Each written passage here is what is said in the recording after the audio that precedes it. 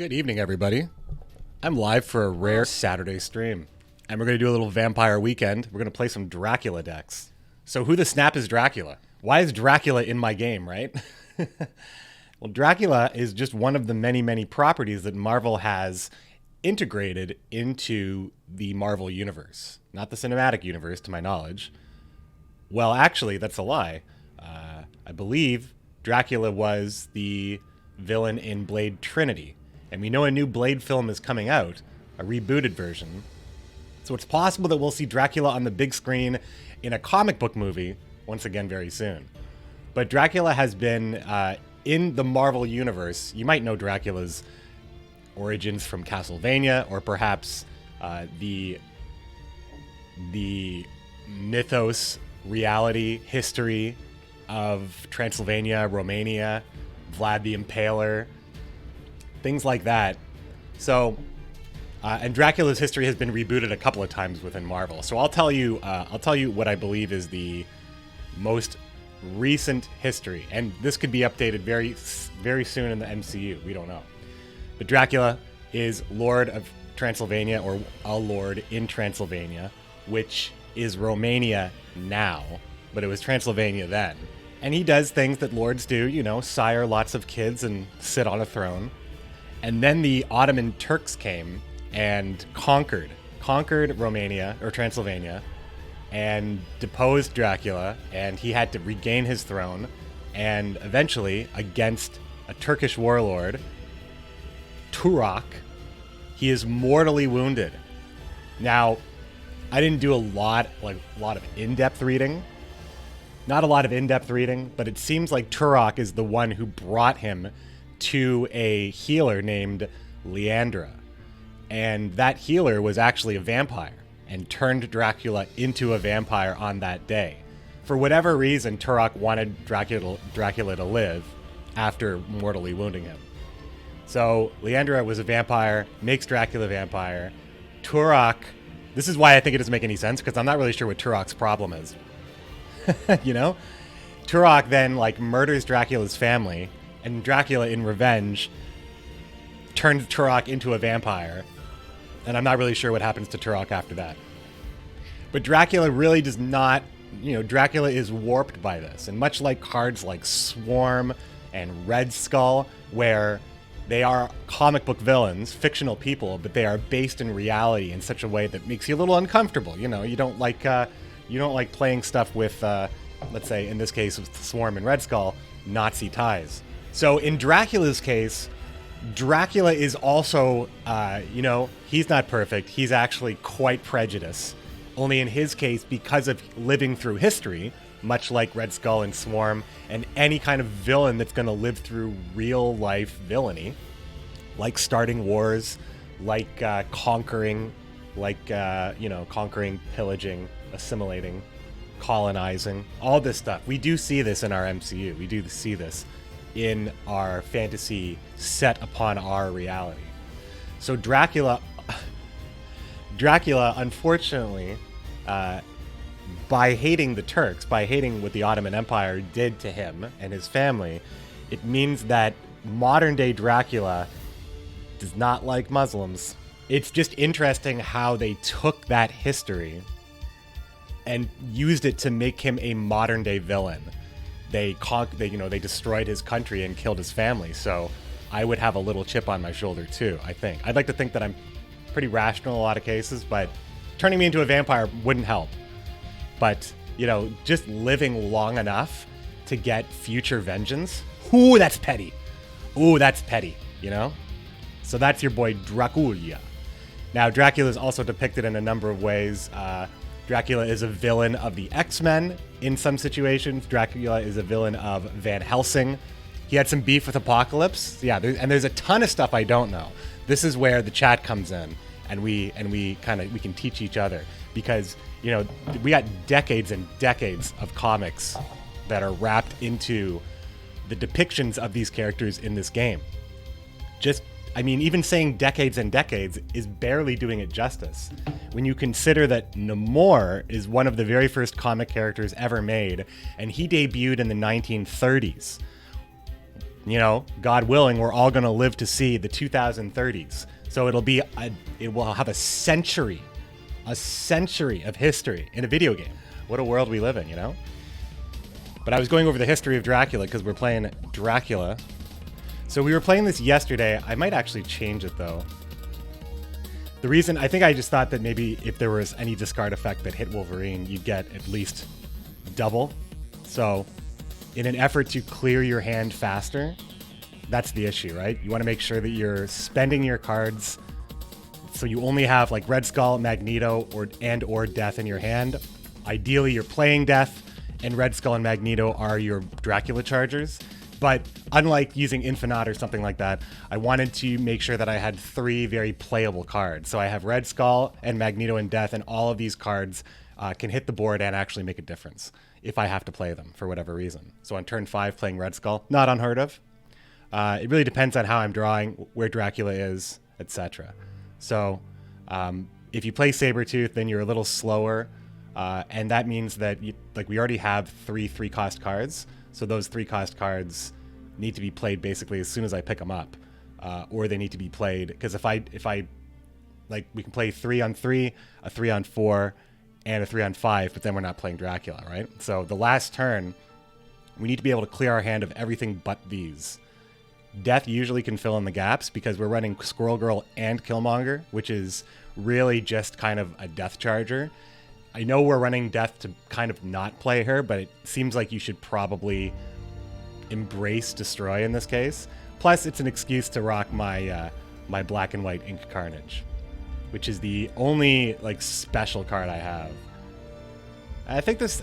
I mean, Elektra is also, your mileage may vary on Elektra. There might be an even better card to run here, like Angel maybe, or because deck thinning. Even though you don't get it every game, you don't get everything every game. So sometimes you get Angel as an early play and you actually get to play the strength, like Quicksilver. Other times he thins your deck.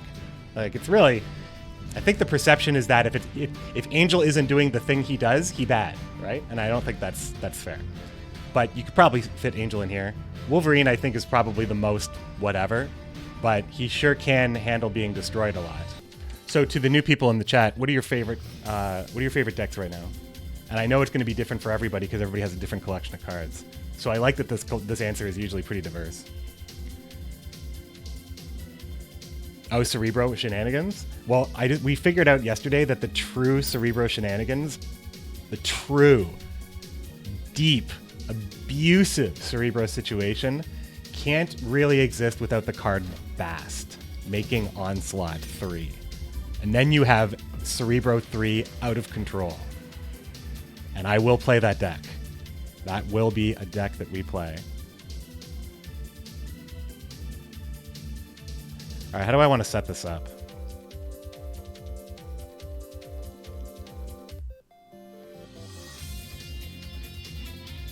This seems bot-like because you just don't see Hawkeye that often, even though he's a 3-for-1. Valkyrie also works. Valkyrie's like your backup too, but that's 2 Series 5 cards that take Cerebro to the next level. So we don't even know if Cerebro's broken yet or not, because you need to have both those cards. Well, you don't need to have both those cards. Valkyrie and Bast both do the same thing for Onslaught in this case. So you would just have to play Valkyrie after Onslaught. So you need to play Wave in both of these decks, which is fine because Wave is also 3. All right, Limbo. That's good. That's good. Okay, so I can take the Sentinel out with Deathlock. And the more destroys, the better. Yeah, and this is my turn for 3. Uh-oh. Oh, armor, okay. I made a good choice.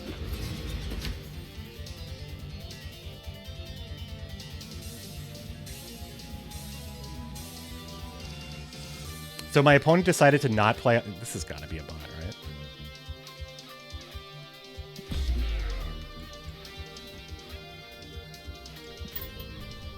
It's got to be. Unlock that potential. Yeah, the old turn forward domino.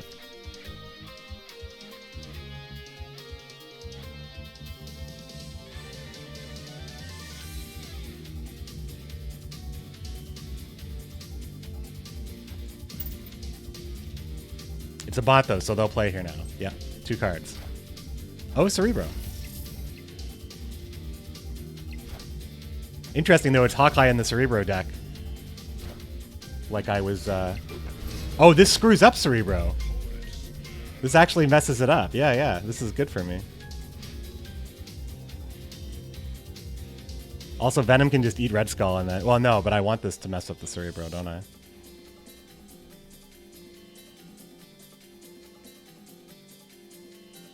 It's not like I have any, like, killer plays, though, right?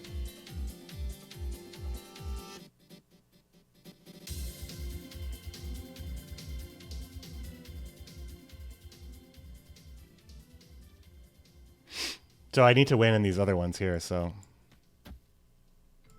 I feel like this is it. 7 turns, though. Mystique, no target. Yeah.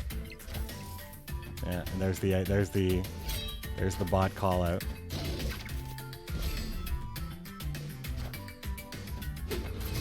I think the correct move was to get Death down to a reasonable spot here, but we didn't do that.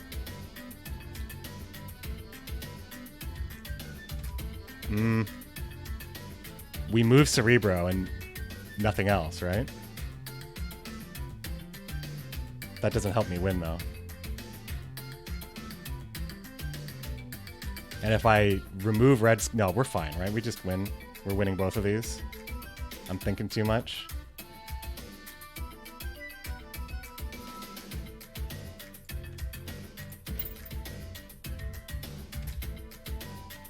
Magneto Middo.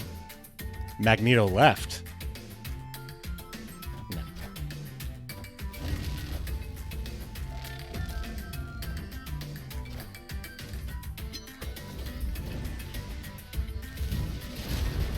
Primo bot strats.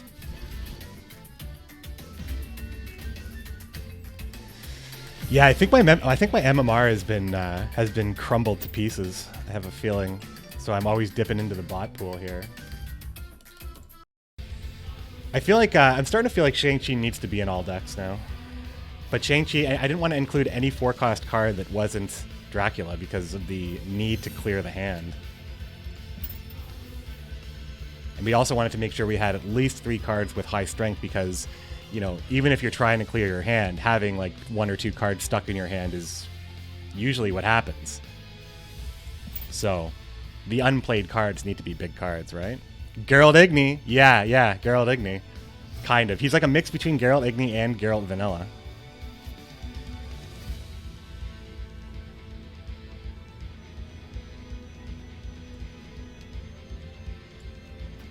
Alright, so Dracula won't be going to Hala. And Goose will be defending Hala. I mean, Goose and Hala. Lore. I should have like a lore alert. Whenever a character that's represented in the MCU also goes to a location represented in the MCU. Nerd alert. So Mindscape makes Dracula pretty bad, right? But I think we still play it. If we can get Death down to a low enough number, it's next turn though, so I can only bring it down by 2/6.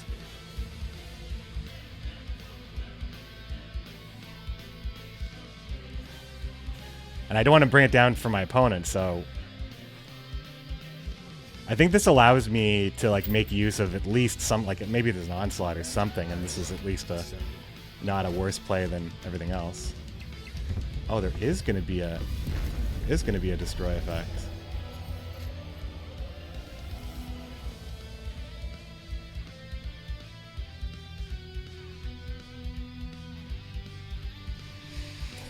What do I want to play? My opponent won't be able to make use of a lot of these cards, and I want it to be like that.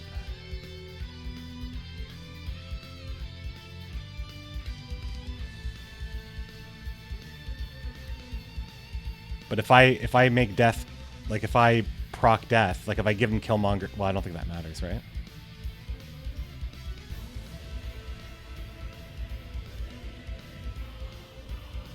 Kind of just want to pass here. Like, none of these cards are good for my opponent. None of them. And none of them are great for me right now either. Oh. Wind, aid my hand. Okay. That works for me.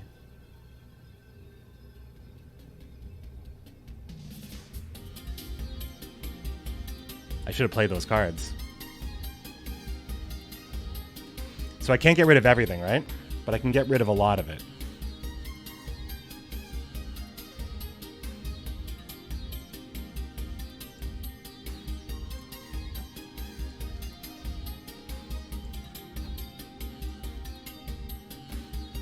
Gotta pray, huh? I think we just gotta pray on this one. I mean, Storm could be the only thing that ends up there. I'm pretty sure my opponent's gonna put something else. Oh, wow. No, if this is just Killmonger, we take the Flood. I don't know if we take anything else, though. Oh, it's not Silver Surfer. Okay.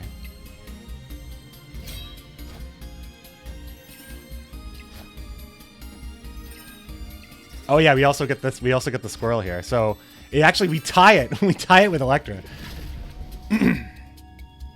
So we will win this game guaranteed. Oh, no, we lose the tiebreaker. Oh, yeah. There we go. Dracula.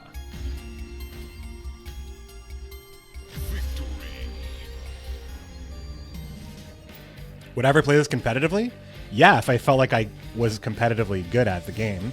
But I think that takes practice. And I think that, like, knowing the competitive format is mega, mega important to, like, understanding how one would practice. So I think right now, like, I'm still in the playing every single archetype where I know what I'm talking about phase. All right, so we want to play Wolverine, Bucky, Venom, and hope that there's no armor that gets dropped here, but it's Sunspot, so maybe there is armor that gets dropped here. I mean, I could play these on turn 5, 4, 3, no, 4, oh. I'm pretty sure this person's just going to play armor. Although I get to flip first here, so. Oh, wow. All right, let's go. Now my opponent has to decide if he wants to block me or lose Sunspot.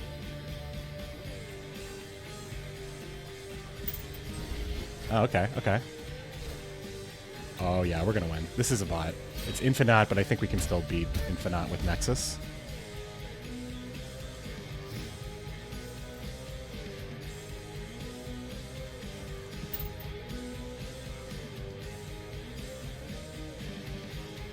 This is a good one-location deck.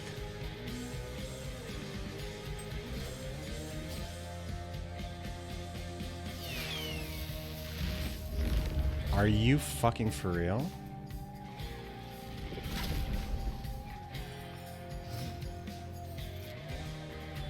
Okay, we have to win the Baxter building then.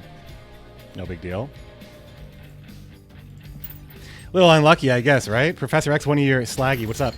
One of your most hated cards in the game. It is a tough one. I don't think it's one of my most hated cards in the game. It is hard to deal with sometimes, for sure. Well, we know we're gonna win Baxter building, so maybe we just win here. Well, we don't know shit. We don't know a damn thing.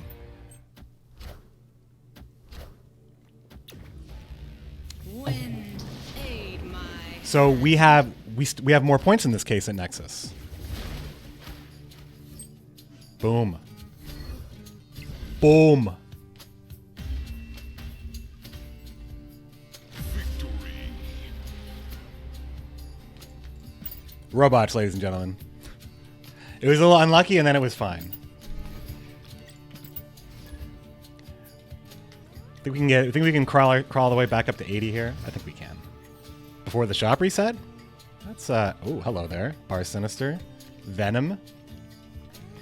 So on turn 5, Bucky Venom is good because then you play Bucky.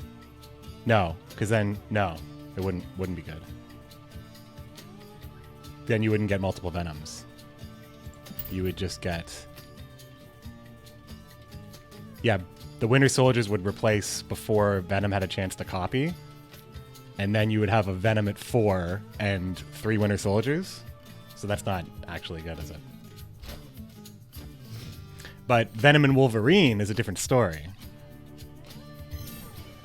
So maybe we want to do that. I think we do. I think we absolutely do want to do that.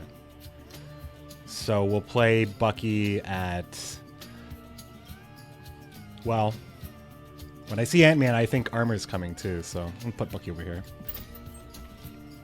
The calls. The calls. Oh, I'm in the zone now.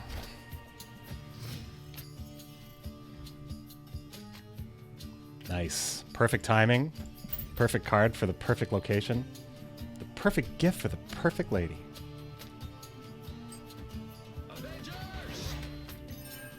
Assemble.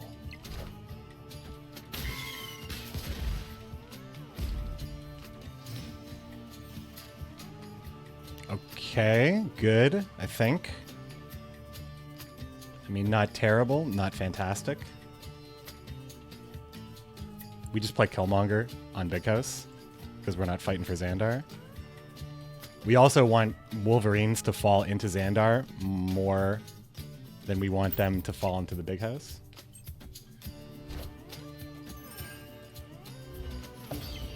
Look at this stack right here. Look at this stack. Okay, so the first thing we play is Wolverine, who flips and copies. And then we play Venom, who flips and eats all the Wolverines. And then Venom will copy as many times as Wolverines didn't land there and continue the process. Show me the Wolvie fireworks. No! It crashed my game. Son of a bitch, but I still am beating them at Bar Sinister. I know, right? I know. That's not that actually Professor X is the only card I think that can crash my game. That's so funny, but I still got him here, right? Well, I'm gonna punish him now. Because he can't move. Yeah, that's right. Get out of here, you Professor X. Fun stopping. Son of a bee sting. Not gonna swear, not gonna swear.